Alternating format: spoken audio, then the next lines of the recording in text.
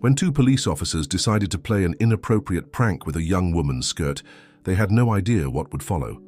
What started as a tasteless joke quickly turned into an unexpected scene. Her reaction left everyone around in shock. No one could have predicted the outcome of this encounter. If this story interests you, subscribe to our channel to receive all our exciting stories. Continuing. The cold night wind cut across Emily's face as she hurried through the poorly lit streets of Riverside. It was almost 11 o'clock, and her legs ached after another exhausting day at the small cafe where she worked as a waitress. Her thoughts were as heavy as the backpack she carried, filled with problems that seemed to have no solution. Auntie E. Betty was waiting for her at home, probably worried about her delay. Since her parents had died in a car accident 3 years ago, when Emily was only 18, her aunt had become her only safe harbor. A 70-year-old woman who, even with her modest retirement, opened not only the doors of her house, but also her heart to her orphaned niece.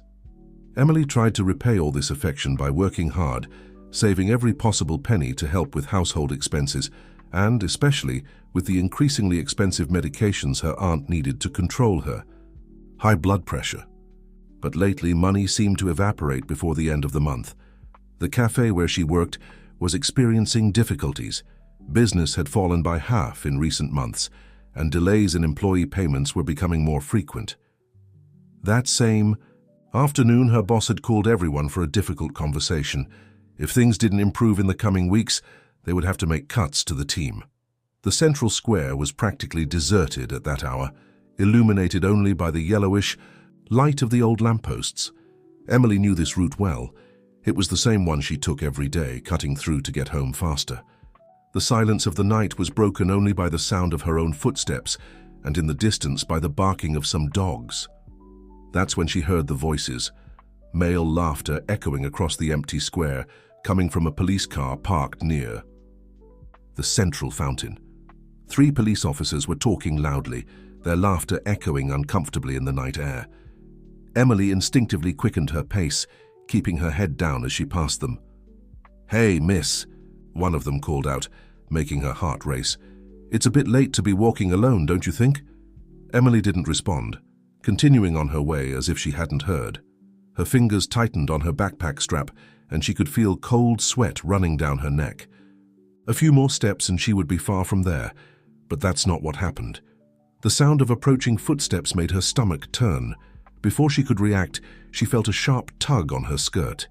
The thin fabric rose for a moment, exposing her legs to the cold night air. The police officer's laughter echoed even louder, like knives cutting through the silence. Time seemed to freeze in that moment. Emily remained motionless, feeling each beat of her heart like thunder in her ears. Slowly she turned around. Her face showed no fear, no shame, nor the anger that boiled inside her. It was completely expressionless, but her eyes carried something that made the smiles on the police officers' faces slowly die. "You'll pay for this," her voice came out low but firm as steel. Each word carried the weight of a promise. The officers exchanged glances, a remnant of nervous laughter still on their lips. The tallest of them, who still held the hem of her skirt, released the fabric as if it burned his fingers. "Come on, girl." "It was just a joke," he said, but there was an almost imperceptible tremor in his voice. "No need to get all offended." Emily didn't respond. She continued looking at them for a few more seconds, memorizing every detail of their faces. Then, without saying anything more, she turned and continued on her way, leaving behind 3 men who, for the first time that night, felt a chill that had nothing to do with the cold. What they didn't notice, too busy trying to recover their previous bravado, was the silent figure sitting at the bus stop across the square. A middle-aged man, dressed in the worn uniform of a local grocery store, who had witnessed the entire scene. His hands trembled slightly as he held his now cold lunchbox, and his eyes alternated between the young woman walking away and the police officers who were now trying to laugh off what had happened, as if that could erase what they had done. Emily arrived home 40 minutes later. Aunt Betty was already asleep in her favorite armchair, with the TV tuned to a cooking show. Careful not to wake her, Emily covered her aunt with a blanket and went to her room. She sat on the edge of the bed, still in her work clothes, and finally allowed the tears to come, but they weren't tears of fear or shame. They were tears of determination. As the clock silently marked the passage of night, Emily made a promise to herself. This humiliation would not go unpunished. No matter how long it took, no matter what she had to do, they would learn that some jokes have very serious consequences. What Emily didn't know, as she planned her next steps that night, was that her search for justice would end up revealing much darker secrets than she could imagine. Secrets that many would prefer remain buried forever. The next morning, Emily woke with swollen eyes and a throbbing headache. The sun had barely risen when she heard the soft footsteps of Aunt Betty in the kitchen, preparing breakfast as she said it every morning. The familiar aroma of freshly brewed coffee normally calmed her, but that day not even that could appease the storm raging inside her. "You came home late last night," Aunt Betty commented when Emily finally appeared in the kitchen. Her kind eyes studied her niece's face with concern. "And by the looks of it, you didn't sleep well." Emily forced a smile as she sat at the table. "The cafe was busy yesterday," she lied, reaching for a cup. Her hands trembled slightly as she poured the coffee, and a few dark drops stained the embroidered tablecloth. "Sorry for the delay." Aunt Betty continued observing her niece in silence. After raising 3 children, all now living in other states, and caring for Emily over the last few years, she had developed a sixth sense for perceiving when something was wrong. "Are you sure everything's okay, my dear?" The question, asked with such affection, almost broke Emily's composure. For a moment she considered telling everything, about the humiliation of the previous night, about the fear she felt, about the anger that still burned in her chest. But seeing the worried expression on her aunt's wrinkled face, she decided to remain silent. Betty already had enough problems with her fragile health and the ever-late bills. She didn't need this additional worry. "Everything's fine, Aunt Betty. Just tired." The day at the cafe dragged on like an eternity. Emily served tables mechanically, her body present but her mind constantly returning to the scene from the previous night. Each time the door opened, her heart jumped, fearing to see one of the police officers entering, but they didn't appear. It was during her lunch break that she noticed something different. Sitting alone at a corner table, eating a simple plate of food, was the man from the bus stop, the one who had witnessed everything. Their eyes met briefly, and Emily saw in them something she recognized, the same kind of shame and indignation that she herself felt. The man quickly looked away, concentrating on his plate as if it were the most interesting thing in the world. Emily continued observing him discreetly while attending to other tables. There was something in his hunched posture, in his way of trying to make himself invisible, that said a lot about the kind of life he led. He was the type of person accustomed to keeping his head down, to pretending not to see the injustices around him, to avoid problems. When he finished his meal and stood up to pay the bill, Emily took the opportunity to approach him. "You were there last night, weren't you?" she whispered as she collected the empty plates. The man froze for an instant, his eyes wide with surprise and fear. "I don't know what you're talking about," he mumbled, but his face had gone pale. "Please," Emily insisted, her voice even lower. "You saw what happened. I need—" "Don't get involved in this, girl," he interrupted her, finally looking directly into her eyes. There was something paternal in his expression, a mixture of concern and resignation. "Some fights aren't worth it. Some people have too much power to be touched. So they can do whatever they want? Is that it?" Emily's voice trembled with contained anger.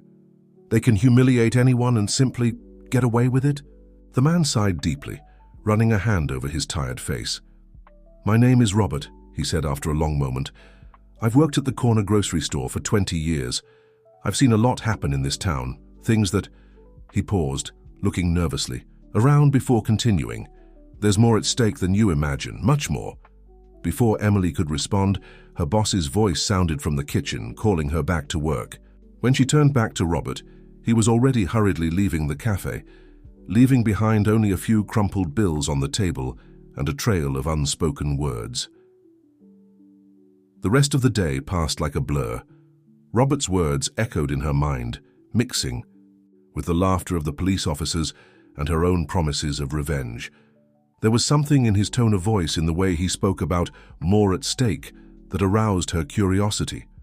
What secrets did this simple man carry?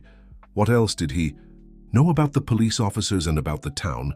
When her shift finally ended, it was night again. Emily hesitated at the cafe door, looking at the dark street ahead. The path home had never seemed so intimidating, but something had changed inside her since the previous night. The fear was still there, but now it was accompanied by a fierce determination. She began to walk, but this time she chose a different path. A path that passed in front of the grocery store where Robert worked. The lights were still on, and through the dusty shop window, she could see his solitary figure organizing shelves. Emily stopped, observing him for a moment. There was something about that man, some kind of knowledge or secret, that could be the key to everything. And she was determined to find out what it was, no matter the cost. What she didn't know was that at that exact moment, other gears were already in motion. Somewhere in town, 3 police officers were nervously discussing a young woman who hadn't reacted as expected. And soon, very soon, everyone would discover that some stories, once started, can no longer be contained. That night, Emily couldn't sleep. She tossed and turned in her narrow bed, while Robert's words hammered in her head. There's more at stake than you imagine. What did he mean by that? What secrets did that man carry? Curiosity consumed her as much as indignation over what she had suffered. The next morning, her eyes burned from fatigue when she arrived at the cafe to work. Business was especially slow, and she took advantage of the moments of calm to observe the street through the shop window. It was during one of these pauses that she noticed something strange. The same police cruiser passing for the 3rd time in less than 2 hours. Her heart raced as she recognized one of the officers from the previous night at the wheel. He slowed down as he passed in front of the cafe, his eyes meeting hers for a brief moment. The mocking smile from before was gone. Now his face was tense, worried. "Emily!" Her boss's voice yanked her from her thoughts. "I need to talk to you." She followed him to the small office at the back of the establishment, her stomach clenching with apprehension. Mr. Patterson was more haggard than usual, the deep, dark circles standing out on his already age-marked face. "I'm sorry, Emily, but I have no choice," he began, avoiding looking directly at her. "Things haven't improved and we need to make cuts. You were the last to be hired, so..." Emily felt the floor disappear beneath her feet. "Please, Mr. Patterson, I need this job. My aunt depends on me, her medications." I know, he interrupted her, running a hand through his graying hair with a nervous gesture. "Believe me, this is killing me. But since that new mall opened on the other side of town, our business has dropped by half. I can barely pay the bills." She wanted to argue, to beg, but something in Mr. Patterson's defeated expression made her swallow her words. He was suffering too. She could see it in his trembling hands, in the way his shoulders seemed to carry an invisible weight. "You can stay until the end of the week," he added, his voice choked, "and I'll give you a letter of recommendation. You're a great employee, Emily. You deserve better than this place." Emily left the office in a state of shock. The tears that threatened to fall were interrupted by the arrival of a customer, Robert. He seemed even more nervous than the day before, his restless eyes scanning the environment as if looking for something or someone. She approached to take his order, but before she could speak, he slid a small folded paper across the table. "Don't open it here," he whispered without looking at her. "Wait until you're alone." The paper burned in her pocket for the rest of her shift. When she finally got a moment of privacy in the bathroom, her hands were trembling as she unfolded it. It was a hastily written note with irregular handwriting. "Meet me today at 7 p.m. at the old church in the Franklin district. Come alone. I have something important to tell you. But be careful. They're watching." Emily read the note several times, her heart beating faster and faster. Who was watching? What did Robert know that was so important? The questions multiplied in her mind, mixing with the anguish of the dismissal and the fear she still felt toward the police officers. The rest of the day dragged on in a fog of anxiety. When she finally got home, she found Aunt Betty sleeping in her armchair as always. But today there was something different, a brown envelope on the kitchen table addressed to her. Inside the envelope, she found only a blank sheet of paper and a photo. Her blood froze as she recognized the image. It was her walking home the night before. The photo had been taken without her knowledge, probably from inside a car. On the back, a single handwritten sentence. "Some things are better forgotten." Emily felt fear climb up her spine like an electric current. They knew where she lived. They were watching her, following her steps.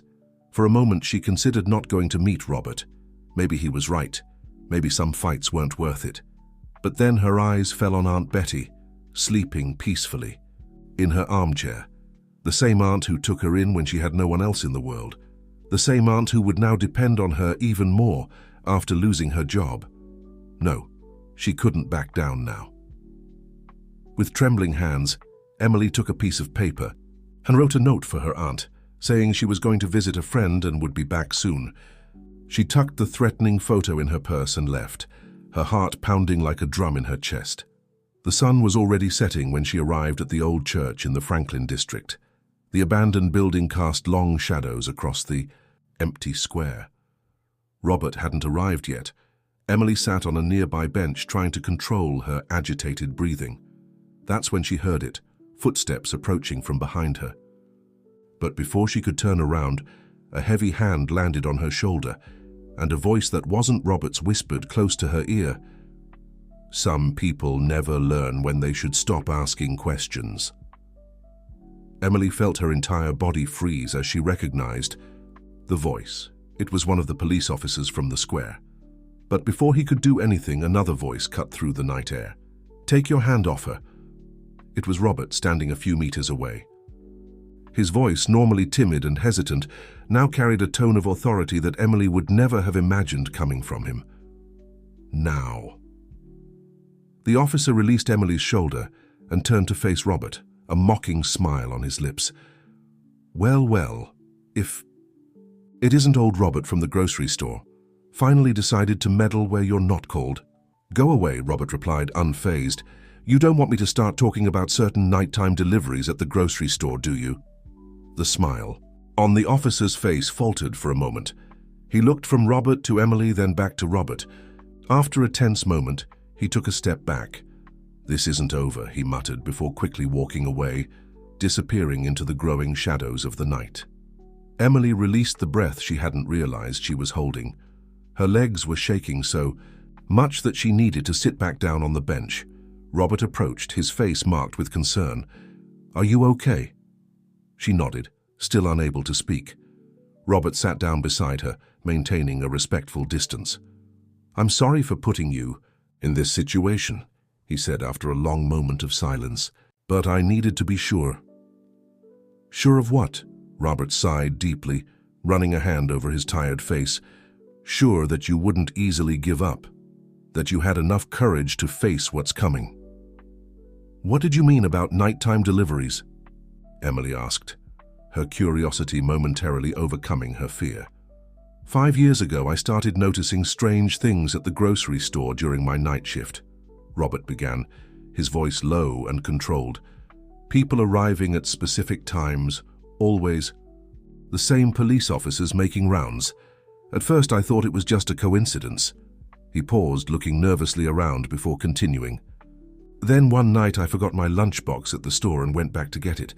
That's when I saw they were using the storage room to keep documents, piles and piles of papers that shouldn't exist." "What kind of documents?" "The kind that can destroy reputations. Evidence of years of small corruptions, exchanged favors, threats. Nothing big enough to draw attention, but enough to keep many important people in town under control." Emily felt a shiver run down her spine. "Why are you telling me this?" "Because what happened to you wasn't an isolated incident," Robert answered, his eyes meeting hers. "They've been doing this for years. They choose someone vulnerable, do something to humiliate or scare them, and then use fear to silence them. That's how they maintain control." "And you never did anything?" The shame on Robert's face was palpable. "I was afraid. I still am. But when I saw what they did to you that night, something inside me broke.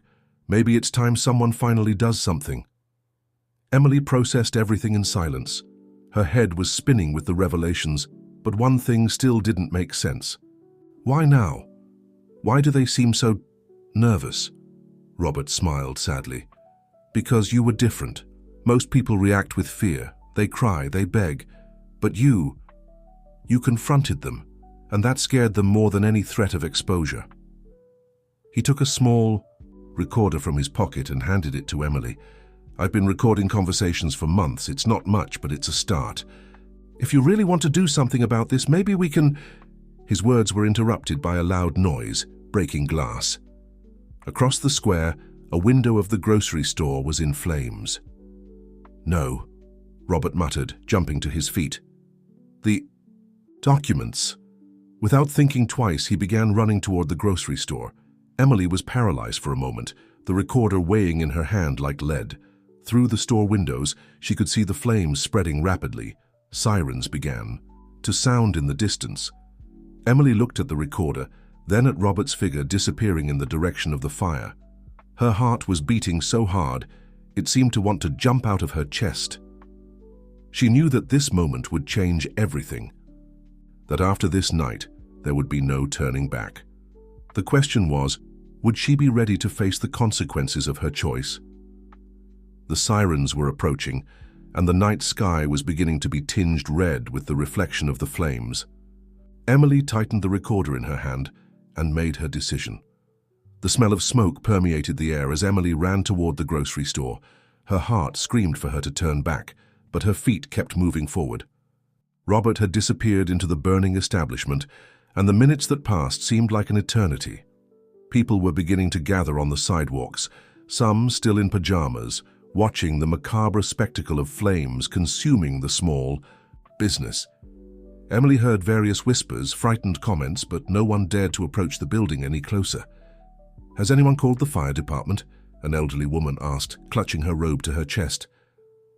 "They're on their way," replied a young man who was filming everything with his cell phone. Emily could feel the heat of the flames even from where she stood. Her hands clutched the recorder inside her jacket pocket, the only concrete evidence she had against those who had humiliated her. But at that moment, this seemed so small compared to the possibility that Robert might be trapped inside. That's when she saw him. Robert emerged from the back door carrying a charred cardboard box. He was staggering, coughing violently, but he continued holding the box as if his life depended on it. Emily ran to him, helping him move away from the burning building. "Are you crazy?" she whispered, guiding him to a nearby alley away from curious eyes. "You could have died." Robert continued coughing, but his eyes shone with a feverish intensity. "Couldn't let it burn," he managed to say between coughing fits. "It's the evidence of everything." Sirens cut through the night, now much closer. Soon, fire trucks and police cars began to arrive. Emily pulled Robert deeper into the alley, the shadows protecting them from unwanted gazes. "We need to get out of here," she murmured, looking nervously at the commotion forming. "They'll be looking for you." But Robert shook his head, still, clutching the box to his chest. "I can't go home, they know where I live." His eyes met Emily's, pleading, Could you... "No way," Emily interrupted him, knowing exactly what he was going to ask. "My aunt, she can't be involved in this. It's enough that I lost my job today. I can't..." Her voice failed as she saw the expression of guilt on Robert's face. "Wait, you knew about my dismissal?" Robert looked away, and that was answer enough. "They have a lot of influence in town," he murmured, "when they saw that you weren't going to be easily intimidated." Emily felt as if she had been punched in the stomach. It hadn't just been the new mall or the drop in business. Her dismissal had been another form of pressure, another way to try to silence her. "There's a place," Robert said after a moment of tense silence. "A boarding house downtown, run by Mrs. Fay. She's helped other people before. People who needed to disappear for a while." The sound of approaching voices made them retreat further into the alley. Emily recognized one of them. It was the police officer who had threatened her earlier. "Search everything," he ordered. "I want to know exactly what was kept in that storage room." Robert squeezed Emily's arm. "Please," he whispered. "I have no one else to trust." Emily closed her eyes for a moment, thinking of Aunt Betty, alone at home, probably worried about her delay. She thought of the note she had left promising to return soon. She thought of all the lies she would have to tell from now on. But then she remembered the humiliation she suffered, the fear she felt, the powerlessness in the face of injustice. She thought of how many other people might have gone through the same situation, silenced by fear and shame. "All right," she finally responded, her voice firm despite the tremor in her hands. "Let's go to this boarding house. But first I need to stop by home. There are some things I need to get, and I need to see my aunt one last time." Robert nodded, understanding. "Be quick. And Emily—" He hesitated for a moment. "I'm sorry for involving you in this, but you're stronger than you think, much stronger." As they stealthily moved away through the darkness, the sky still illuminated by the reflection of the flames, Emily felt the weight of the recorder in her pocket and the even heavier weight of responsibility on her shoulders. Her life had completely changed in just 3 days, and something told her that the changes were just beginning. What she didn't know was that, at that exact moment, other people were also making their choices. Choices that would soon intertwine with her fate in ways she could never imagine. The path to Aunt Betty's house had never seemed so long. Emily and Robert walked through the dark streets, keeping to the shadows, the charred box still firmly secured in his trembling hands. The smell of smoke followed them like an invisible ghost. When they finally arrived, Emily felt her heart tighten at seeing the living room light still on. She knew her aunt well. She would be awake, waiting, worried about her delay. "Wait here," she whispered to Robert, indicating a dark spot near the gate. "I won't be long." Upon opening the door, she found exactly what she expected. Aunt Betty was in her usual armchair, but this time wide awake, her elderly hands twisting a worn handkerchief. "Emily, thank God!" she exclaimed, rising with difficulty. "I was so worried. People are talking about a fire in the Franklin district and you weren't answering your phone." Emily felt a knot form in her throat at seeing the genuine concern in her aunt's eyes. How to explain? How to say that she needed to leave, even if temporarily, without revealing the whole truth that could put her in danger? "Aunt Betty," she began, her voice trembling slightly, "I need to travel. It's a job opportunity. In another town." The words came out with difficulty, each lie weighing on her conscience like lead. Aunt Betty looked at her with those eyes that always seemed to see beyond words. "Just like that, suddenly?" she asked softly, without accusation in her voice, only concern. "Yes," Emily answered, avoiding her gaze as she quickly headed to her room. She began throwing some clothes and essential items into a backpack. "A friend recommended me for a position. I need to go today." Aunt Betty followed her to the room, observing in silence as she made the improvised suitcase. After a few moments, she spoke. "It has something to do with that night, doesn't it? When you came home crying." Emily froze, the blouse she was folding falling from her hands. She should have imagined that she couldn't hide anything from her aunt. She always had this gift of perceiving when something was wrong. "I can't talk about it now," she finally answered, going back to packing her things. "But I promise I'll be fine, and I'll send news whenever I can." Finishing closing the backpack, Emily turned to her aunt. The old woman's eyes were already watery, but she maintained a brave smile on her face. "Your parents would be proud," she said softly, approaching to hug her niece. "You have the same strength your mother had, the one that didn't let anyone walk all over her." Emily felt tears escape from her eyes, staining her aunt's sweater shoulder. For a moment, she allowed herself to be just a scared girl in the arms of the only family she had left. "Forgive me," she whispered, "for having to go like this, for not being able to explain." "There's nothing to forgive," Aunt Betty replied, moving away just enough to look into her niece's eyes. "Just promise you'll take care of yourself, and that you'll come back when you can." With a heavy heart, Emily took some money she had saved and her aunt's medications. "This should last a few weeks," she said, placing the medicines on the kitchen table. "I'll send more as soon as I can." "Don't worry about me," Aunt Betty insisted. "I have my retirement, and the neighbors always help me when I need it." A noise from the street startled them, car headlights briefly illuminating the living room window. Emily knew it was time to go. With one last tight hug and a kiss on her aunt's wrinkled forehead, she picked up her backpack and headed to the door. Before leaving, she looked one last time at the lady who had been her safe harbor in recent years. "I love you, Aunt Betty," she said, her voice choked. "I love you too, my girl," Aunt Betty replied, wiping away her own tears. "Go with God." As she walked out into the night, Emily found Robert still waiting, now more nervous than before. "We need to go," he whispered. "I saw a police car passing nearby." As they quickly moved away down the dark street, Emily fought against the urge to look back. She knew that if she did, she would see her aunt at the window watching her departure, and she also knew that this image would be too painful to bear. What she didn't see was the moment when Aunt Betty, after she disappeared into the darkness, went to her room and pulled an old yellowed envelope from under the mattress. Inside it was a black and white photo of a young woman who looked very much like Emily, and a newspaper clipping with a headline that was beginning to yellow. "Mysterious death of journalist remains unsolved after 25 years. Mrs. Fay's boarding house was in an old building downtown, squeezed between a second-hand clothing store and a bakery. The place had an air of being worn by time, with paint peeling on the walls and a faded sign that could barely be read. Even at that hour of the night, a yellowish light shone through the frosted glass door. Robert knocked 3 times on the door in a rhythmic way, as if it were a code. Shuffling footsteps approached from the other side, and a woman's hoarse voice asked, "Who is it?" "Robert, from the grocery store," he answered quietly. "Mrs. Fay, we need your help." There was a moment of silence, followed by the sound of several locks being opened.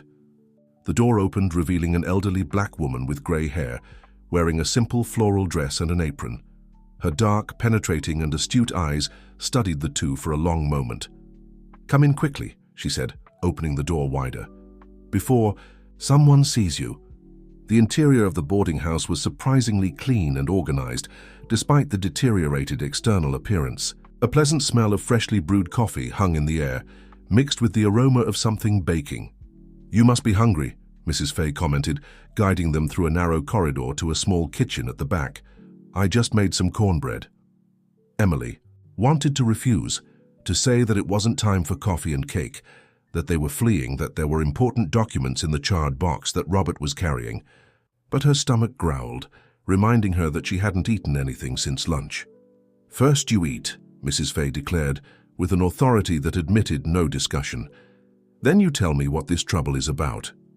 As they ate in silence, Emily observed the lady moving around the kitchen with the familiarity of decades.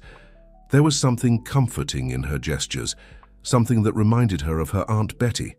"Now," Mrs. Fay said, sitting down with them at the table after they finished, "tell me what happened."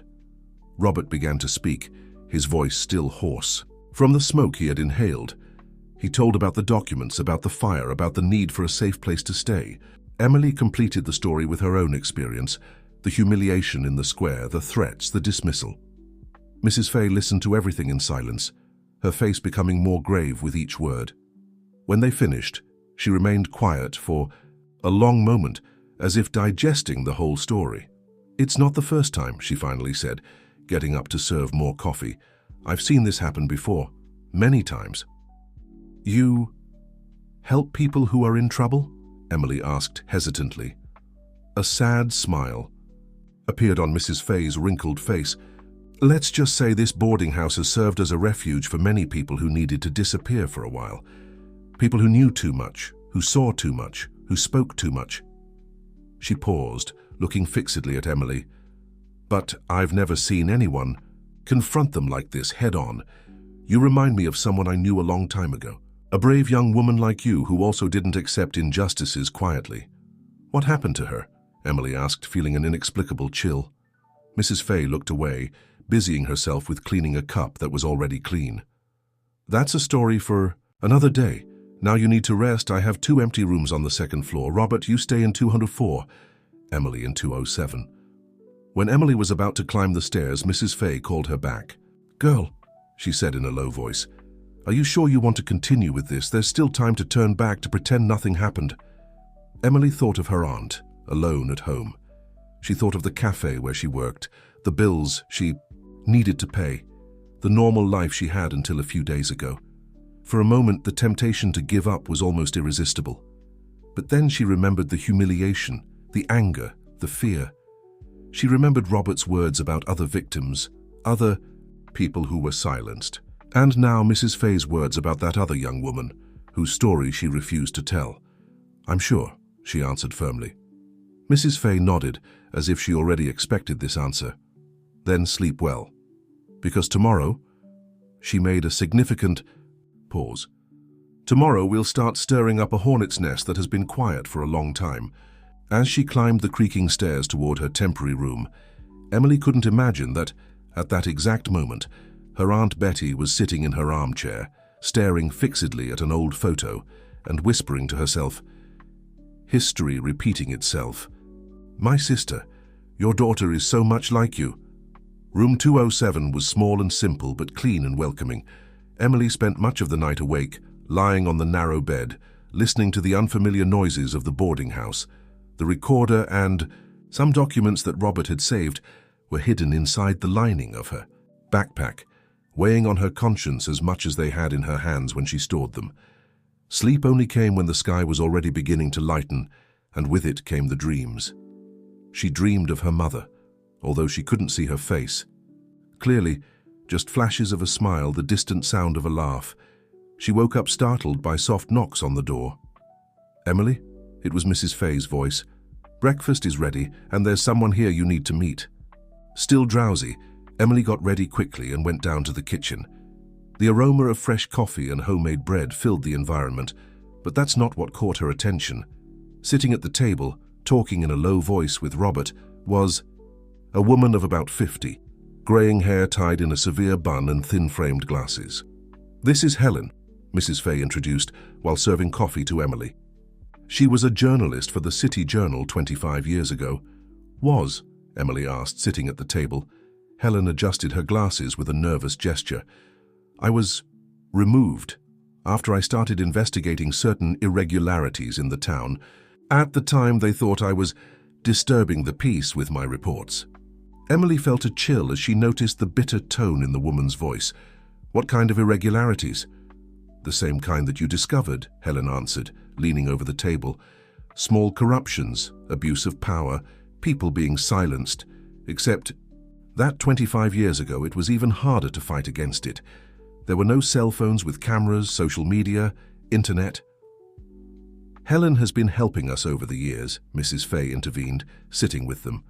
"Keeping records, connecting people, storing information that might one day be useful." Robert placed the charred box he had rescued from the fire on the table. "We need to organize this," he said. "See what can still be used."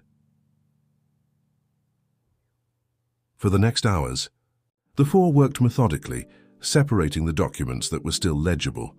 Helen examined each paper with experienced eyes, occasionally making notes in a worn notebook.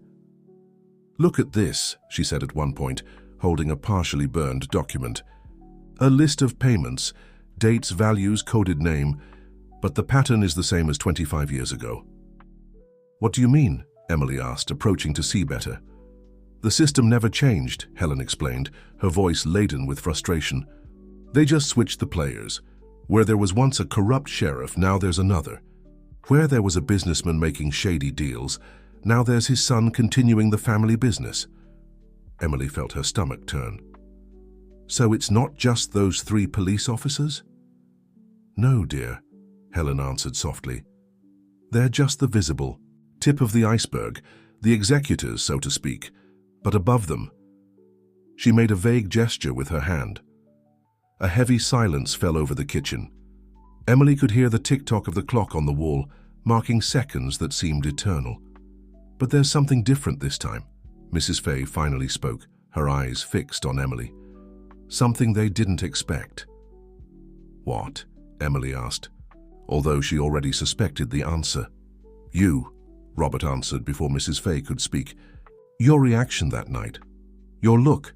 You scared them because you didn't react as they expected, and now—" He gestured to the documents spread across the table. "Now, we have evidence." Helen took the recorder that Emily had brought and connected it to an old laptop. "Let's hear what you recorded, Robert. Maybe—" Her words were interrupted by a noise coming from the street, the unmistakable sound of a police car stopping in front of the boarding house. Emily felt her heart freeze when she heard a familiar voice through the kitchen window.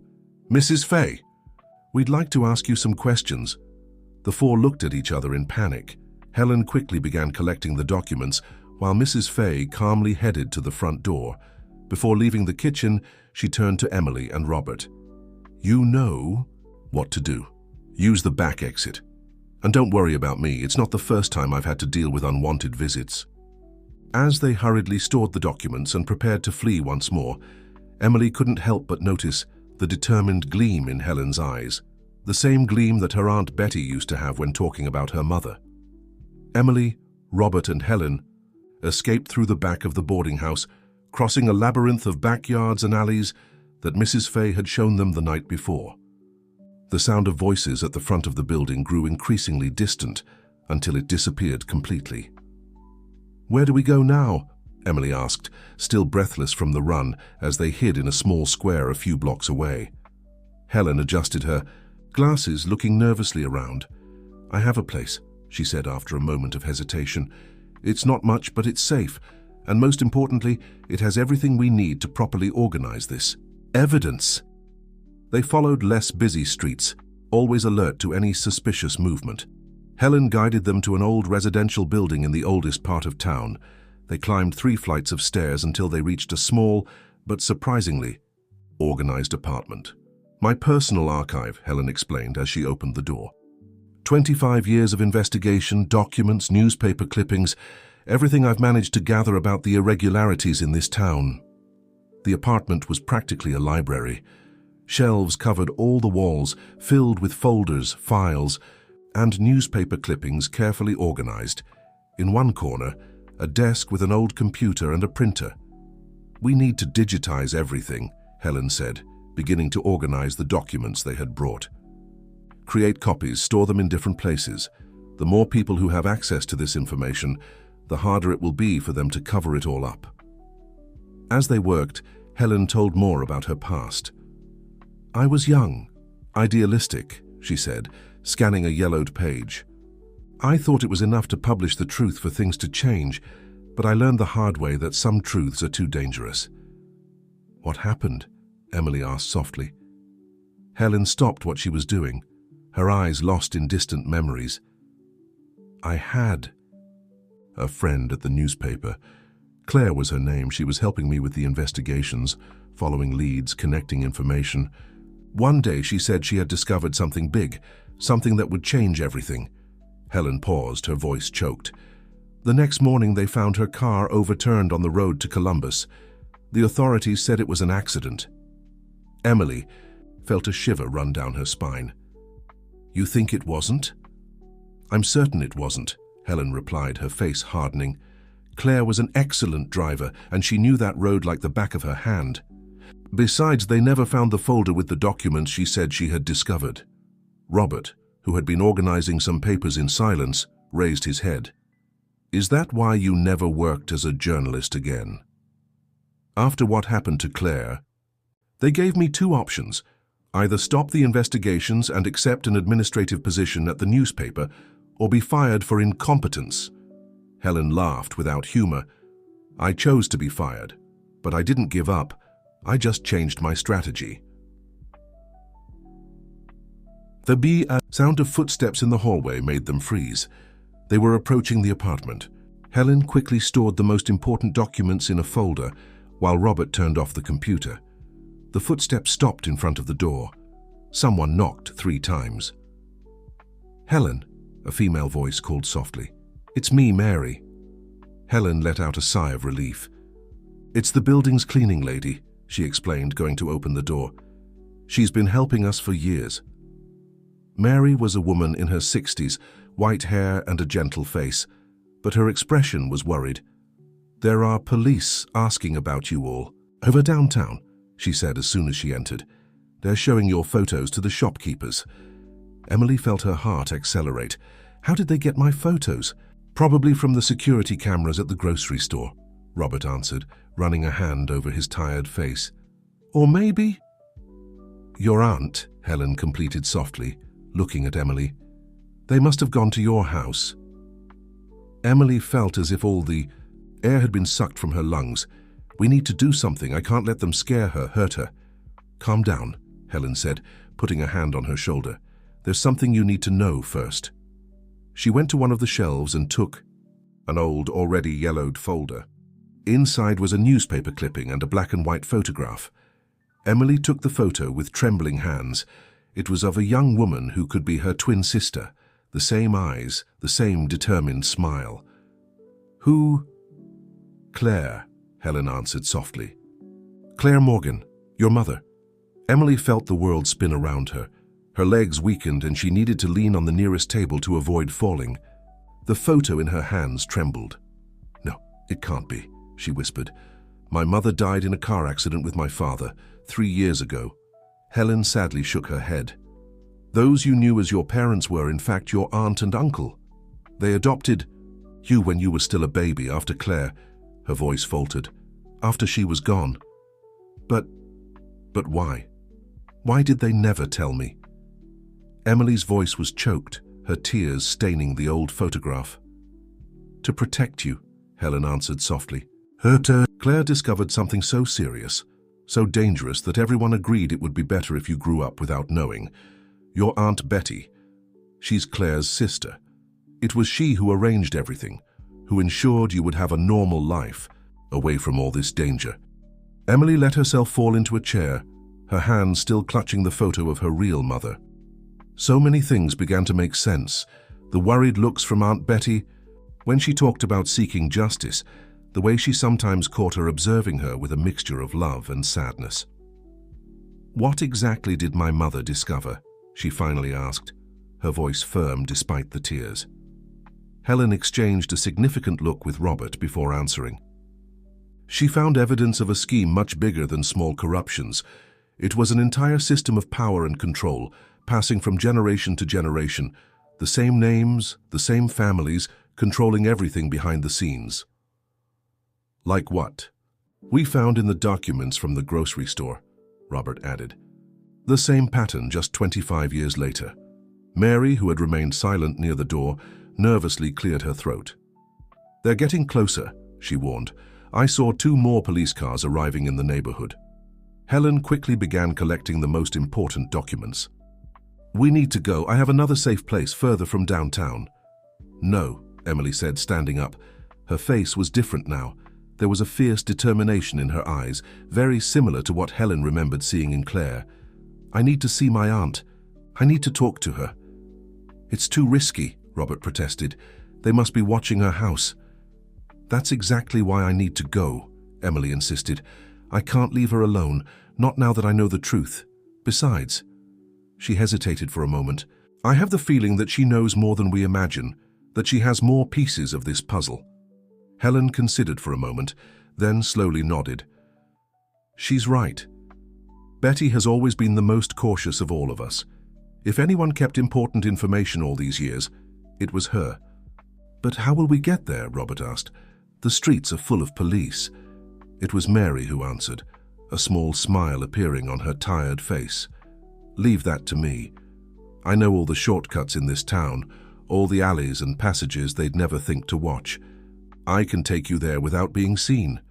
As they stored the documents and prepared for another escape, Emily looked once more at the photo of her mother. The same determined look, the same defiant smile.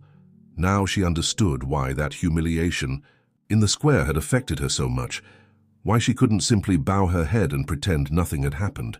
It was Claire's blood running in her veins, the same fighting spirit, the same refusal to accept injustices, and now, more than ever, she was determined to finish what her mother had started.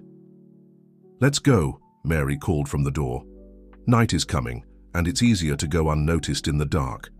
As they followed the old woman through the narrow alleys of the town, Emily held firmly against her chest the folder with the documents and the photo of her mother. Each step brought her closer to the truth, closer to understanding her own past. And perhaps closer to doing justice, not just for herself but for Claire and for all the others who were silenced over the years. Night had fallen over the town when they finally reached the street where Emily lived with Aunt Betty. Mary guided them through an intricate path of backyards and alleys that Emily had never imagined existed, even having lived there for years. "Wait here," whispered Mary, stopping behind an old mango tree. "I'll check if it's safe." From where they were, they could see Aunt Betty's house. A soft light came from the living room, and the familiar silhouette of her aunt could be seen through the thin curtain, sitting in her usual armchair. The scene seemed so normal, so everyday, that for a moment Emily almost forgot the danger they were in. Mary returned a few minutes later, her face tense. "There's a car parked at the corner," she informed in a low voice. "Two men inside. They're watching the house." Helen adjusted her glasses, thoughtful. "We need a distraction." "Leave it to me," Robert offered. "I still have some contacts at the grocery store. I can make them need to investigate an occurrence on the other side of the neighborhood." While Robert moved away to make some calls, Emily couldn't take her eyes off the living room window. Her aunt, no, her real aunt, her mother's sister, seemed so fragile seen from that distance. How had she managed to carry this secret for so many years? 15 minutes later, the sound of sirens cut through the silence of the night. The car, parked at the corner, came to life, its occupants responding to a call on the radio. In a matter of seconds, they had departed. "Now," Helen whispered. Emily ran across the yard, her heart beating so hard it seemed it would explode. When she reached the back door, her hands were shaking so much she could barely hold the key. The door opened before she needed to use the key. Aunt Betty was standing there as if she had been waiting for her. "I knew you would come," she said simply, pulling Emily into a tight hug. Her eyes widened slightly at seeing Helen, Robert, and Mary entering right behind. "All of you." Quickly they entered and closed the door. Aunt Betty guided them to the living room but didn't turn on more lights beyond the lamp already lit. "You knew," Emily said. It wasn't a question. "About my mother, about everything." Betty nodded slowly, sitting in her armchair. She seemed to have aged 10 years since the last time Emily had seen her. "Yes, I knew, and I was waiting for the day when I would have to tell you the whole truth." "Why didn't you tell me before?" "Because I promised your mother," Betty answered, her voice choked. "The last time I saw her, Claire made me swear that I would keep you safe, away from all this. She knew she was approaching something dangerous, something too big." "And now history is repeating itself," Helen commented softly. Betty got up with difficulty and went to her room. She returned carrying an old shoebox. "I didn't just keep memories all these years," she said, opening the box. "Claire gave me this the last time we saw each other. She said it was insurance in case something happened to her." Inside the box was an old notebook, some photos, and an ancient flash drive. She began to suspect she was being followed. Betty continued. "So she divided the information she had discovered. One part stayed with Helen, another with me, and the third—" She hesitated. "The third?" Emily asked. "The third part was in the car with her on the night of the accident," Helen completed, her voice laden with old pain. "The part they never found." Betty took the flash drive and handed it to Helen. "Maybe, after so many years, this will finally make sense, especially with the new documents you found." The distant sound of sirens made everyone freeze. They were approaching. "They're coming back," Mary warned, peeping through the window. "And they don't look happy." "Quick," Betty said, pushing the box to Emily. "You need to go. Use the passage through the basement." "What passage?" Emily asked, confused. Betty was already moving, pulling an old rug from the living room. "Underneath." It was a trap door that Emily had never noticed before. "Your mother wasn't the first person who needed to flee in this town," she explained, opening the trap door. "This house has its own secrets." The sirens were closer now. Soon, the street would be full of police officers. "Come with us," Emily pleaded, holding her aunt's hand. But Betty shook her head. "I can't. Someone needs to be here when they arrive. Someone needs to maintain appearances. Besides," She smiled sadly. "I'm too old to run." "But—" "We don't have time," Helen gently interrupted. "We need to go now." With tears in her eyes, Emily hugged her aunt one last time. "I love you," she whispered. "I love you too, my girl," Betty responded, her voice choked. "Now go. Finish what?" "Your mother started." One by one they descended through the trapdoor. Before closing the door, Emily looked one last time at her aunt. Betty was standing, proud despite her age, with a determined gleam in her eyes that very much resembled Claire's. "Look in the old photo." The trapdoor closed at the moment when the first police cars stopped in front of the house. Through the basement ceiling, they could hear the heavy footsteps on the porch and Betty's calm voice answering the door. "Good evening, gentlemen," she was saying, her voice not betraying any nervousness. "How can I help you?" Emily held the box with her mother's secrets tightly as they followed Mary through a dark and damp tunnel. Each step took them further from the house, but closer to the truth. And now, more than ever, she was determined to discover this truth, no matter the cost. The tunnel led them to a remote area of town, emerging in an abandoned lot behind an old textile factory.